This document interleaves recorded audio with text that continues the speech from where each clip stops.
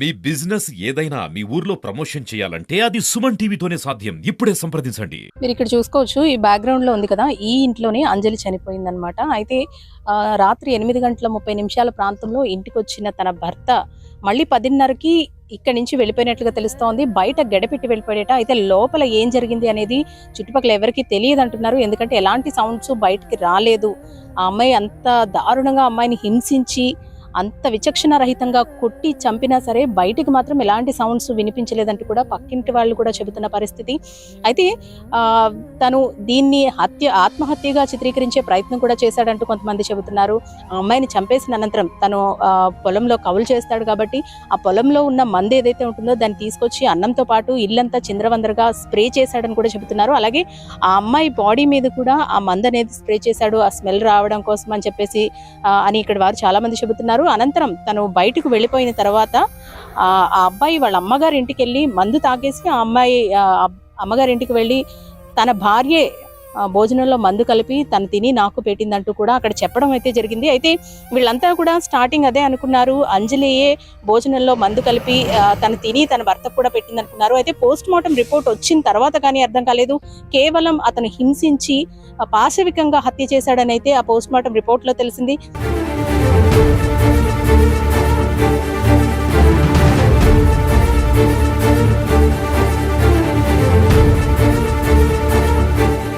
చెవి నుంచి, ముక్కు నుంచి, నోటి నుంచి బ్లడ్ కారడంతో పాటు గొంతు కూడా గట్టిగా నులిమినట్టుగా దాని మీద మార్క్స్ అయితే కనిపిస్తున్నాయి. ఒళ్ళంతా కూడా రక్కేసిన గీతలు కానివ్వండి, లేదంటే పళ్లతో కొరికిన ఘాట్లు కానివ్వండి, ఇవన్నీ కూడా పోస్ట్మార్టం రిపోర్ట్ లో వెలుగు చూశాయి. దీంతో ఇది ఆత్మహత్య కాదు, హత్య అని కూడా ఒక నిర్ధారణకు వచ్చారు. అయితే ప్రస్తుతం నిందితుడు ఎవరైతే ఉన్నారో తను రిమాండ్ లో ఉన్నాడు. కానీ వీళ్ళంతా కోరుకునేది ఒకటే, కాయ కష్టం చేసుకుని ఉన్న ఒక్కగానొక్క కూతుర్ని పెంచి పెద్ద చేసి చదివించి ఒక అయ్య చేతిలో పెట్టిన ఆ తల్లి పడే వేదన ఇక్కడ ఎవ్వరూ తీర్చడానిదిగా మారింది. తనకు న్యాయం జరగాలి, తన కూతురు చావుకి న్యాయం జరగాలంటూ కూడా ఆ తల్లి ఆవేదన చెందుతుంది. అలాగే అనాథైపోయిన చంటి బిడ్డకు సంబంధించి న్యాయం జరగాలని కోరుకుంటోంది. భర్త తరపు బంధువులు ఎవ్వరూ కూడా ఇప్పటి వరకు ఇక్కడ పరామర్శించడానికి కానీ, ఏం జరిగిందని అడగడానికి కానీ ఎవ్వరూ ఇక్కడికి రాలేదు. కనీసం అంత్యక్రియలకు కూడా హాజరు కాలేదంటూ కూడా ఆ తల్లి ఆవేదన చెందుతుంది. తన అవసాన దశలో కూతురు తనకి అండగా ఉంటుందనుకున్నాను కానీ ఇలా అర్ధాంతరంగా తనువు చాలిస్తుంది అనుకోలేదంటూ కూడా కన్నీటి పర్యంతం అవుతోంది. చంటి బిడ్డతో మాట్లాడితే చంటి బిడ్డ కూడా చెబుతున్న పరిస్థితి, తన చేతికి వాళ్ళ నాన్న ఫోన్ ఇచ్చాడని, అలాగే వాళ్ళ అమ్మను కొట్టాడని, కంటి నుంచి, నోటి నుంచి, చెవి నుంచి, ముక్కు నుంచి రక్తం కారిందంటూ కూడా ఆ తల్లి ఆ చంటి పిల్ల వచ్చి రాని మాటలతో స్పష్టంగా చెబుతోంది. తను చూశానని, తన తండ్రి వాళ్ళ నాన్నే కొట్టాడంటూ కూడా ఆ పిల్ల చెబుతోంది. ఇప్పటికైనా సరే అధికారులు స్పందించాలి. ఇక్కడున్న లోకల్లో ఉన్న నాయకులందరూ కూడా తమకు ఏదో విధంగా ఆసరా కల్పించాలి, అంటే ఆ చంటిపిల్ల విషయంలో ఒక భరోసా కల్పించాలంటూ కూడా ఆ తల్లి కోరుకుంటోంది. ఎందుకంటే ఇప్పటి వరకు చిన్నతనం నుంచి ఒంటరిగానే తన కూతుర్ని కాయ కష్టం చేసుకొని ఈ స్థాయికి తీసుకొచ్చాను, ఘనంగా పెళ్లి చేసి కట్న కానుకలిచ్చి ఇప్పుడుంటున్న ఈ ఇల్లు కూడా ఆమెదే. గత సంవత్సర కాలంగా కూడా గొడవలు మరింత పెరగడంతో తానే తీసుకొచ్చి ఈ ఇల్లు ఇవ్వడం కూడా జరిగింది. భార్యాభర్తలు ఇద్దరు చంటిపాపతో ఈ ఇంట్లోనే ఉంటున్నారు. కానీ ఇంత ఘాతుకానికి పాల్పడతాడని అనుకోలేదంటూ కూడా తల్లి ఆవేదన చెందుతోంది. అమ్మ, మీరు పక్కింట్లోనే ఉంటున్నారు కదా? ఓకే, అంటే మీకు ఎలాంటి సౌండ్లు వినిపించలేదండి? తరచు గొడవలు అవుతూ ఉండేవి? ఆ రోజు ఎలా ఉండేవాడు? ఆ రోజు ఉదయం కూడా గొడవడుకుని వెళ్ళారండి, బయటికి గొడవడేసి కుడేసి వెళ్ళిపోయాడండి. ఉదయం కూడా గొడవ అయ్యి కొట్టుకునే వెళ్ళారు, కుడేసి వెళ్ళిపోయాడండి. రాత్రి వరకు రాలేదండి. 8:30 టైంకి వచ్చాడండి. అదే 8:30 ప్రాంతంకి వచ్చిన తర్వాత మళ్ళీ 10:30 టైంకి బయటకు వెళ్ళిపోయాడంట కదా? 9:10 9:30 ఆ టైంలో వెళ్ళాడండి. 10:15 తెలిసిందని మాకు చచ్చిపోయిందండి. ఎలా ఉండేదమ్మా అమ్మాయి మీతో? చాలా మంచిదండి ఆ అమ్మాయి. ఒక ఫోన్ గానీ ఏమి లేదండి, ఫోన్ కోసం మా ఇంటికి వచ్చిందండి. ఎప్పుడన్నా ఇంకా రాలేదేటని వచ్చిందండి. ఇంకా మా ఆయన రాలేదు ఇంటికి అని ఫోన్ కోసం వచ్చిందండి. మీరు ఈ పక్క ఇల్లే కదమ్మా, మీకు ఏ సౌండ్స్ రాలేదా? అస్సలు ఏ సౌండ్ రాలేదండి. అందరం ఇంట్లోనే ఉన్నాం. నేను, మా హస్బెండ్, మా అమ్మ, నాన్నగారు, తమ్ముడు అందరం ఈ గదిలోనే ఉన్నామండి. అసలు ఇంత సౌండ్ కూడా రాలేదు. తను గేట్ ఓపెన్ చేయలేదు కొద్దిసేపటి వరకుని. తను గేట్ని కొట్టాడు. ఆ తర్వాత ఓపెన్ చేసి లోనికి వెళ్ళిన తర్వాత ఒక మాట వినిపించింది అంతే. అంటే ఉదయం గొడవకి తిట్టింది కోపంతో, ఎదవకనా అనేసి ఆ మాట వినిపించింది. తర్వాత ఇంక మాకు ఏ మాట వినపడలేదు. అసలు ఇంత సౌండ్ కూడా రాలేదండి. మేము మామూలుగా లోనే ఉన్నాం. ఈ బయట గట్ట అయితే మేబీ వినపడదునేమో, మరి ఆ లాస్ట్ గదిలోని మూలకల్లా ఉంది మేము చూడబోతికి. అంటే తను వెళ్ళిపోయిన తర్వాత ఇలాగా వచ్చి ఇలాగా అంజలి ఇలాగా పడిపోయి ఉంది అనేసి మాకు 2 అమ్మాయిలు వచ్చి చెప్పారు. మేము లోన్ ఉంటే ఆ చెవి నుంచి 2 అమ్మాయిలు వచ్చి కిటికీ కొట్టి సుజక్క సుజక్క అని నన్ను పిలిచారు. ఏరా ఏ అంటేని ఇలా అంజలి పడిపోయి ఉంది అక్క, అది అయ్యోమైన స్థితిలో ఉంది, ఆ లైన్కి ఇలా పెట్టేసి అది తినేసిందంట, రా వచ్చి చూడని. కానీ వెళ్ళి చూడగానే అది స్పృహలో లేదండి. అంజలి అంజలి అని పిలిచాను కానీ పలకలేదు. వెంటనే వాళ్ళ పాప నేను అలవాటు దాని మీద నా దగ్గరికి వచ్చేసింది. దాన్ని ఎత్తుకుని నేను వెంటనే బయటకు వచ్చేసాను. నా తర్వాత ఏమో తమ్ముడు చూసి పల్స్ అవన్నీ ఇంకెంటనే వీళ్ళందరూ వెళ్ళిపోయారు. వెంటనే వీధిలో వాళ్ళు అందరూ లోనికి వెళ్ళి పల్స్ అవన్నీ చూస్తే లేరు. కానీ పాపం వాళ్ళ మదర్ ఆ చివరి ఉంటుందండి. వాళ్ళ మదర్కి చెప్పాం. వాళ్ళ మదర్ వచ్చి వాళ్ళ మదర్ ఏమంది, ఇంకా ప్రాణం ఉందనుకుని ఏదో ఆశ ఉంటుంది కదండి కూతురి మీద, దానివల్ల నేను హాస్పిటల్ తీసుకెళ్తాను, అంజలి ఉన్నది, అంజలికి గుండు కొట్టుకుంటుంది అనేసి హాస్పిటల్ తీసుకెళ్ళింది. ఆవిడకి అది ప్లస్ అయిందండి. ఆవిడ కానీ హాస్పిటల్ తీసుకెళ్ళకపోయి ఉంటే మొత్తం ఊరు అందరం కూడా తినే చంపేసింది, మందు కలిపేసి తన్నేకి పెట్టేసి తినేసింది అనేసి అందరం కూడా తన్నే అనుమానం. మందు కూడా ఇల్లంతా చల్లాడట కదా, ఎందుకంటే తను చేను పనులు చేస్తాడు ఎక్కువ, దానివల్ల ముందంతా ఇల్లంతా స్ప్రెడ్ చేసి దాని మీద కూడా వేసుకున్నారు అనేసి అన్నారు. అంటే తనే చంపినట్టుగా క్రియేట్ చేద్దామని చూసాడు.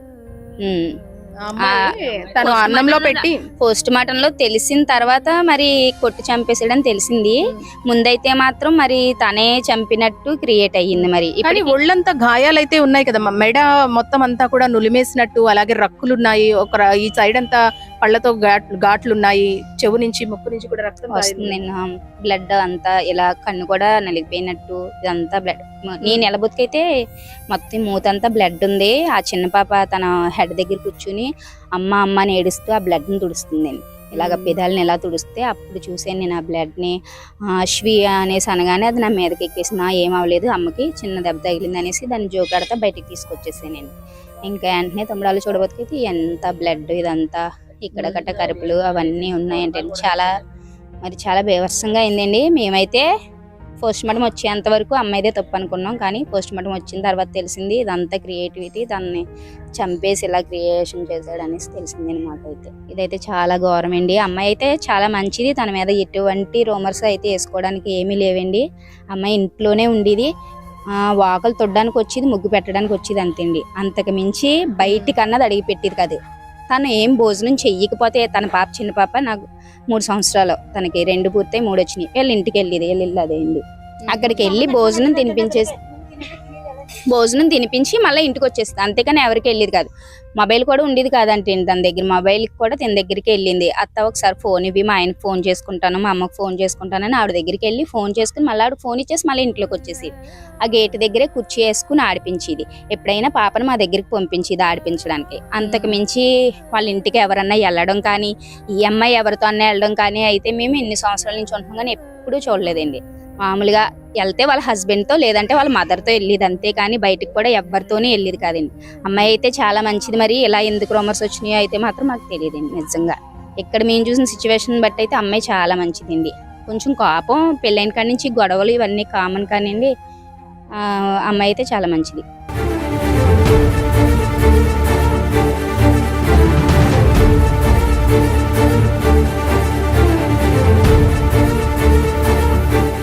నుంచి ఇక్కడే పెరిగిందండి. పిల్ల అయితే చాలా మంచిదండి.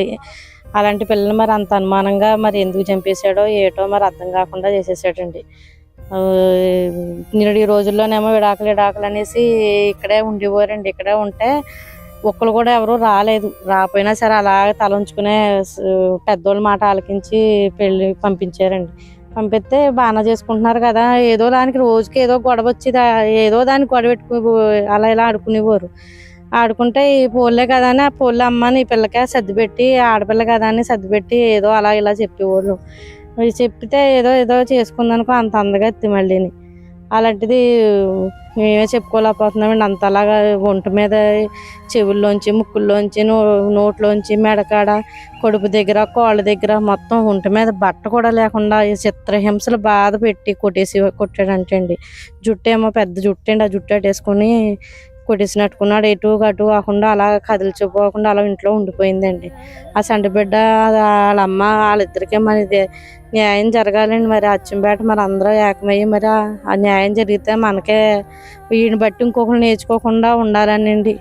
చాలా అందరం చూసామండి. అదే ఇప్పుడు ఇంత పిల్ల ఎదిగే వారికి ఇక్కడ బాధ్యత అన్నది ఆధారం అన్నది ఉండాలి కదండి. ఆధారం ఉండాలా. ఈడు చేసి ఒక్కొక్కరిని బట్టి తయారవుతాడు. కొంచెం మరి ఆ పరిస్థితి ఆడ తగ్గట్టు ఏం చేస్తారన్నదే పెట్టండి. మరి ఆడు శిక్ష ఇలా పెడతారన్నదని ఆడు మళ్ళీ తల ఎత్తుకుని తిరగకుండా చేయాలండి. అలాంటి గొలిగాడిని అంత దారుణంగా చేయాలండి. మరి అటు గొలిగాడిని ఆ చిన్న బిడ్డకి ఆధారం ఇవ్వాలండి.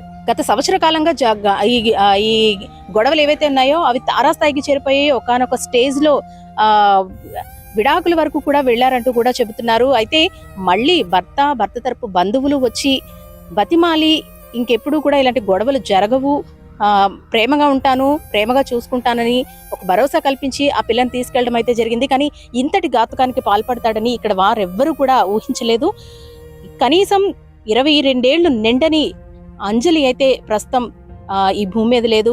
ఒక అనుమానపు పెనుభూతానికి ఆ అమ్మాయి బలైపోయిన పరిస్థితి. ఇప్పటికైనా తన చంటి పిల్లకైనా సరే న్యాయం జరగాలంటూ కూడా ఆ తల్లి కోరుకుంటోంది. మనం కూడా మన ప్రయత్నం చేద్దాం.